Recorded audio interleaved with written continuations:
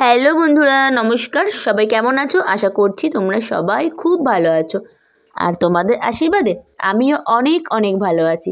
তো আমার এই ভিডিওটি যে যেখান থেকে দেখছো, আমার দেশের থেকে দেশের বাইরের থেকে প্রত্যেককে অসংখ্য অসংখ্য ধন্যবাদ। এবং যারা আমার চ্যানেলটি এখনও সাবস্ক্রাইব করোনি অথচ আমার ভিডিও দেখো, এবং যারা আমার সাবস্ক্রাইবার তাদেরকে অসংখ্য অসংখ্য ধন্যবাদ জানিয়ে এবং অনেক অনেক স্বাগত জানিয়ে আজকের ভিডিওটি আমি এখন থেকেই শুরু করছি। তো তোমরা দেখতে পাচ্ছ আমরা কোথায় এসেছি, কোথায় বলো তো?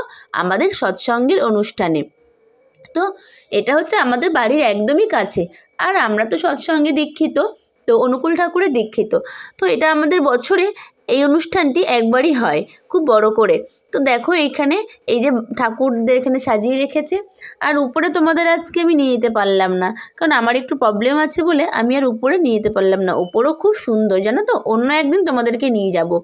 তো দেখো ঘুরে তোমাদেরকে একটু দেখাই, খুব সুন্দর এখানে অনুষ্ঠান হয়, জানো তো, খুব সুন্দর অনুষ্ঠান হয়।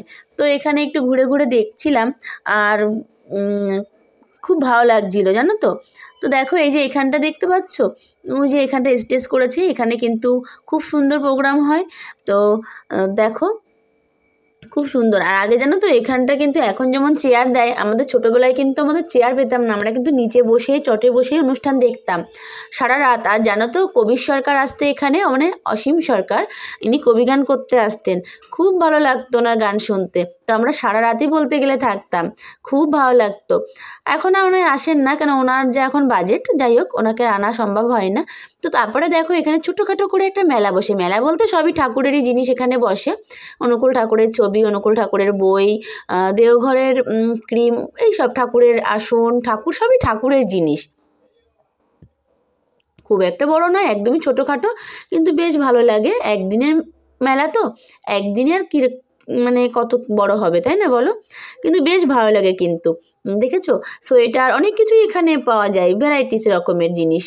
তো এখানে বাচ্চাদের খেলনা ছিল, কিছু সাংসারিক জিনিস ছিল, খুব মানে ভালো লাগছিল। বাদামের দোকান, তারপরে ছিল ভুট্টা, ভ্যারাইটিস রকমের খাবারের দোকানও ছিল। আর এই যে দেখতে পাচ্ছ মাঠ, এটা হচ্ছে আমাদের মিলন সংঘ মাঠ, ঠিক আছে? এই মাঠটা কিন্তু আমাদের খুব বড় মাঠ, আর এইখানেই আনন্দবাজার করে, মানে এখানে প্রসাদের ব্যবস্থা করা হয়, এইখানেই সবাই প্রসাদ নেয়, এইটাকেই আনন্দবাজারের মাঠ করা হয়।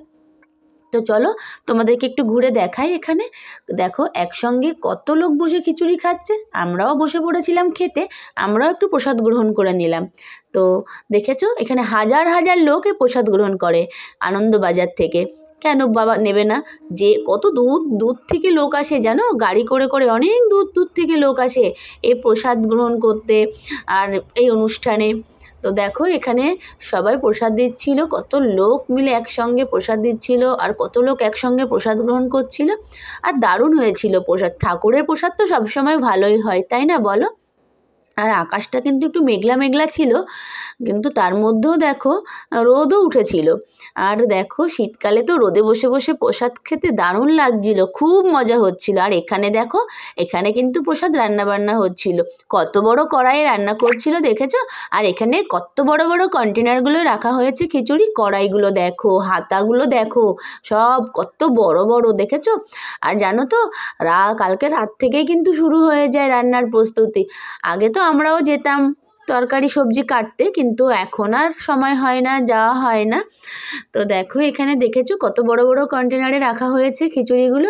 আর এখানে দেখো কত লোক একসঙ্গেই প্রসাদ বিতরণ করছে, দারুণ লাগছে, আবার বসে খাওয়াচ্ছে প্লাস। এবং তো দেখো বন্ধুরা, এখানে একটা কাকু গরম গরম বাদাম ভাজা করছে, আর সত্যি বাদামগুলো গরম ছিল, খেতে কিন্তু দারুণ লাগছিলো। আমি না, কাকু বললো দুটো খেয়ে দেখো, আমি না আবার দুটো বাদাম এখান থেকে খেয়ে দেখলাম। তো এখান থেকে বাদাম কিনে নিলাম, আর আসার সময় দেখি এখানে গরম গরম ভুট্টার খই ভাজছে। তো এখান থেকে আমি সবার জন্য এক প্যাকেট করে ভুট্টার খই কিনে নিলাম। তো তারপরে চলে এলাম বাড়িতে। আর আমার ভিডিওটি আজকে তোমাদের কেমন লাগলো অবশ্যই কমেন্ট করে জানাবে, আর যদি ভিডিওটি ভালো লেগে থাকে তাহলে চ্যানেলটি সাবস্ক্রাইব করে দেবে। টাটা, দেখা হচ্ছে নতুন আরেকটি ভিডিও নিয়ে।